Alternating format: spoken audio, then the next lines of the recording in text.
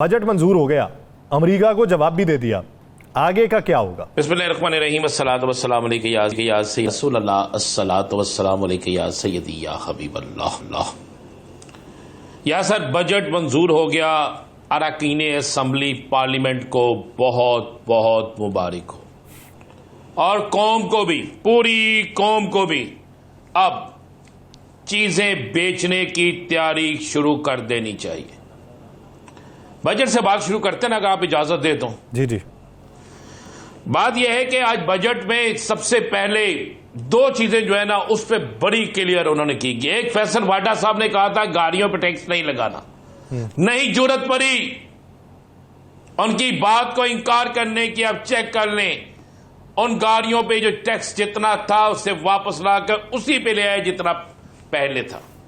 और दूसरा, जनाब, अरकान असम्बली की मराआत में इजाफा कर दिया गया, क्योंकि वो बड़ी मशक्कत कर रहे हैं, वो बड़ी मेहनत कर रहे हैं, उनकी मराहत में इजाफा कर दिया गया।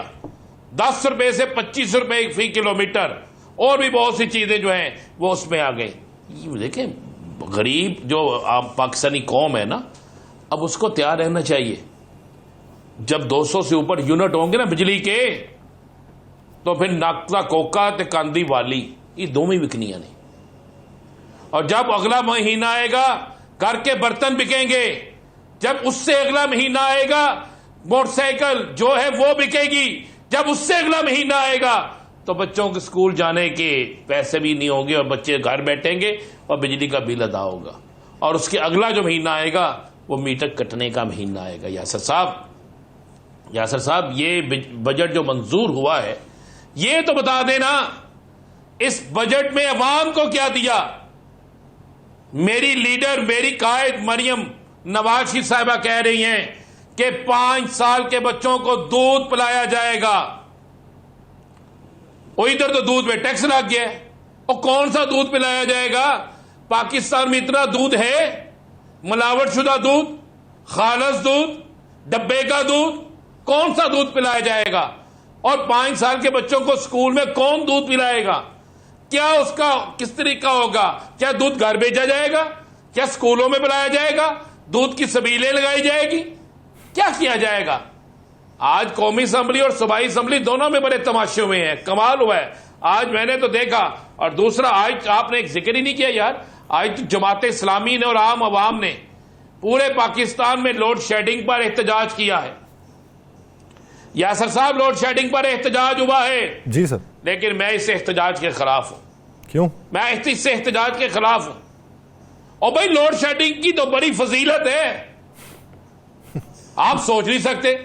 और भाई, लोड शेडिंग होती है, पूरा घराना एक जगह इकट्ठा हो जाता है एक पंखे के नीचे, और फिर सारा घराना एक पंखे के नीचे इकट्ठे होकर अपने दुख सुख बोलता है। जब पंखा भी बंद हो जाता है, तो सारा घराना बाहर सेहन में चला जाता है, और फिर वो अपने दिल की भड़ास निकालता है वापडा के खिलाफ, बजाय एक दूसरे को गालियां निकालने के, एक दूसरे के खिलाफ सोचने के। और ये तो फजीलत है यार लोड शेडिंग की, इसको तो बुरा नहीं कहना चाहिए ना। इसने तो पूरे खानदान को इकट्ठा कर दिया है, घराने को इकट्ठा कर दिया है। कई दफा पूरा मोहल्ला भी इकट्ठा हो जाता है, बेशक सड़क पर एहतजाज के लिए जाए। तो राजा, वो तो कहा जाता है कि अगर आप पे कोई बहुतान तराजी करता है या इल्जाम लगाता है, तो उसके गुनाहों में इजाफा होता है, आपको तो फजीलत मिलती है। तो फिर इसका मतलब ये है कि वापडा की फजीलत के अंदर इजाफा हो रहा है, आम आवाम के गुनाहों में इजाफा हो रहा है। मैं कह रहा हूं, आज हमारे गुनाह है तो हम भाई ये सब कुछ है ना। और हम इतने नेक साधु, इतने अच्छे होते, तो ये सब कुछ हम पे होता। वो हुकूमत, जरा अगर आपके मुनासिब समझे तो जरा आप मुझे वो शॉर्ट सुना देंगे इस पूरी कौम को, जो मरियम साहिबा, बिलावल भुट्टो साहब इस इलेक्शन से पहले और के बाद में भी कहते रहे कि कितने यूनिट, बल्कि आप मुझे बड़ा कहते रहे हैं एनए यूनिट फ्री मिलने जे।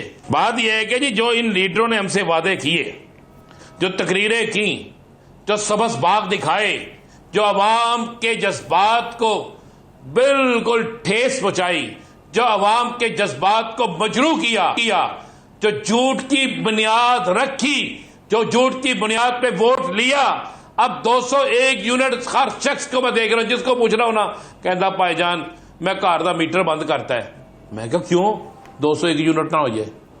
मैं कह नहीं यार, वो 300 यूनिट फ्री, 200 यूनिट फ्री मेरे लीडरों ने, मेरे मुल्क के उन कायदीन ने जो इस मुल्क की तब्दील करने आए थे, उन्होंने वादा किया था। ना यूनिट फ्री मिले, ना सोलर फ्री मिला, ना कुछ मिला। हाँ, अरकीन अराकीन असेंबली की इमारत में इजाफा हो गया। हाँ, ये कह दिया गया, मुझे ये भी नहीं पता कि अब दूध कहां से मिलना है। 5 साल के बच्चों को मुफ्त दूध मिलेगा। स्कूल खुलेंगे, देखेंगे दूध कौन पिलाता है, कहां से मिलता है, ये बड़ी अच्छी बात है। उसके बाद जनाब, जमहूरी दौर में पंजाब असेंबली के अंदर एहतजाज करने पर 11 अरकान असेंबली की रुकनीत मुअत्तल कर दी गई 15 दिन के लिए। 15 अपोजिशन लीडर से मराद वापस ले ली गई बकौल उनके। और यार, कौमी असेंबली में भी तो सब कुछ हुआ है। ये कैसी जमहूरियत है जिस जमहूरियत के अंदर बोलना भी जुर्म है, एहतजाज करना भी जुर्म है, अपनी बात को पहुंचाना भी जुर्म है। तो फिर आप इस तरह करें ना हजूर किबला, आप एक फैसले कर दिया करें, सारा कुछ हो जाए। मुझे आज याद आ रहे हैं चौधरी परवेज इलाही साहब, उनको सलूट करने को दिल करता है।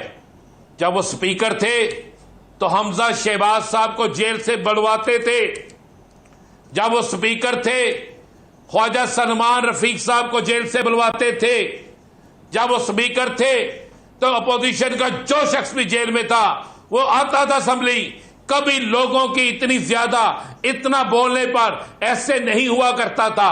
बुकें उस वक्त भी फटती थी, नारे उस वक्त भी लगते थे। अलीम खान साहब को भी बुलवाते थे, अलीम खान साहब के भी प्रोटेक्शन ऑर्डर जारी किए हुए थे उन्होंने।